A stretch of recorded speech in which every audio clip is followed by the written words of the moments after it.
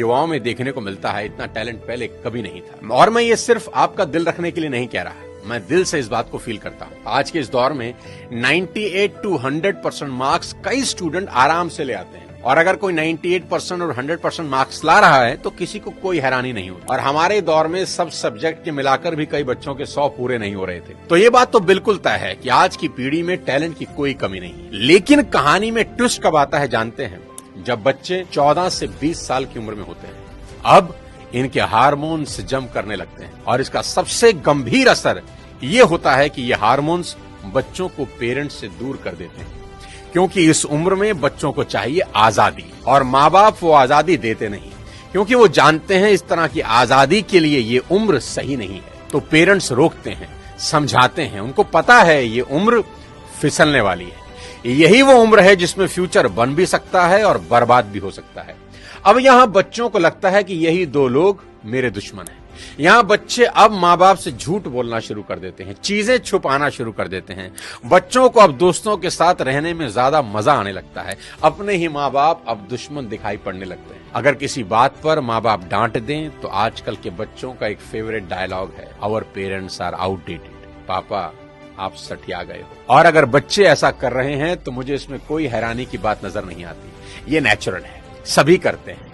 25-30 साल पहले हम भी यही करते थे, और आज के कोई 25-30 साल के बाद इनके बच्चे भी ठीक इसी इंटेंसिटी से ऐसा ही करेंगे।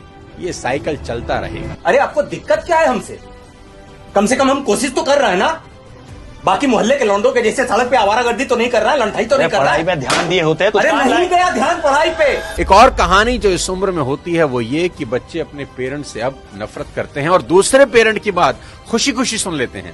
यहाँ अपना ही एग्जाम्पल देता हूँ। आज बहुत लोग मेरी बात सुनते हैं और मानते हैं, दूर दूर से कंसल्टेशन लेने आते हैं, पर मेरी अपनी बेटी को समझाने में मेरे पसीने निकल जाते हैं। कपिल शर्मा के शो में आमिर खान का भी यही प्रॉब्लम है, जो उन्होंने बताया कि सभी स्टार्स के बच्चे अपने करियर की सलाह मुझसे लेने आते हैं, पर मेरे अपने बच्चे मेरी बात नहीं सुनते।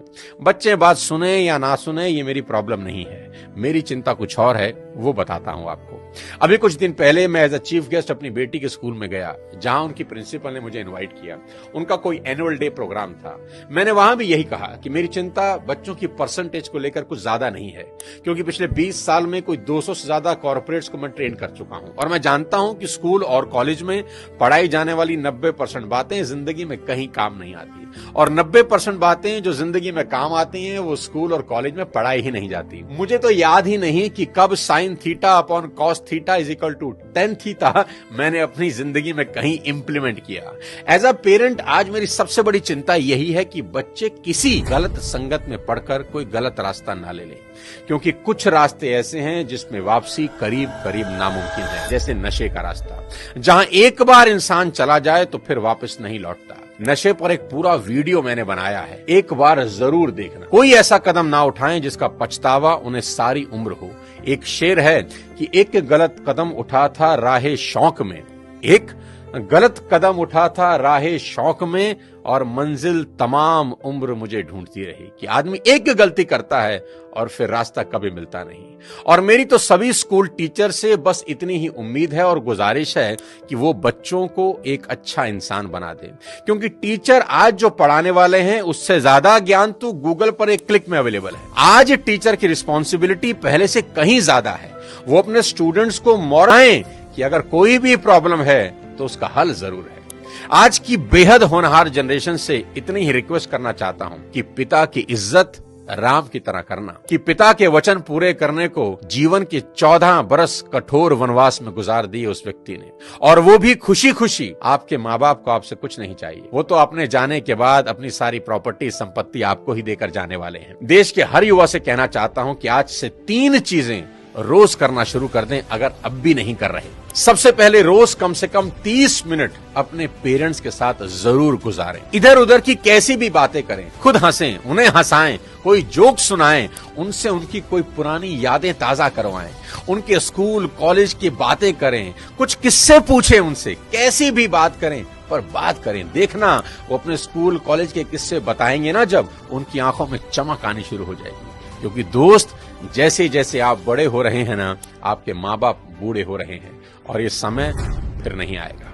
उनके जाने के बाद बड़ा अफसोस होता है कि काश ये कर लेता, वो कर लेता। उनका कर्ज सारी जिंदगी नहीं उतार सकते, पर अपना समय उनको देकर उस कर्ज का इंटरेस्ट जरूर भर सकते हैं। मुनव्वर राणा का एक शेर है कि लौट कर जैसे भी हो ऐ जाने पिदर आ जाना, लौट कर जैसे भी हो ऐ जाने पिदर आ जाना, ऐसी वैसी जो खबर सुनना तो घर आ जाना, और वक्त रुखसत हमें इज्जत से सलामी देने, जब डुबोने लगे दरिया तो नजर आ जाना। आस पास ही रहना अपने माँ बाप।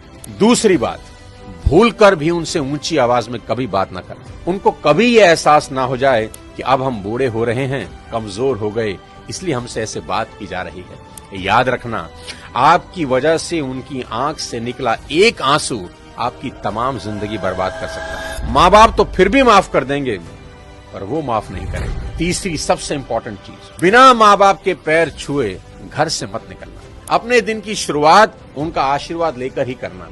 मैं आपको ये अपने पर्सनल एक्सपीरियंस से बता रहा हूं कि एक ऐसा सुरक्षा कवच है जो आपको बड़ी से बड़ी मुसीबत से बचा देगा। दिल से दिए उनके आशीर्वाद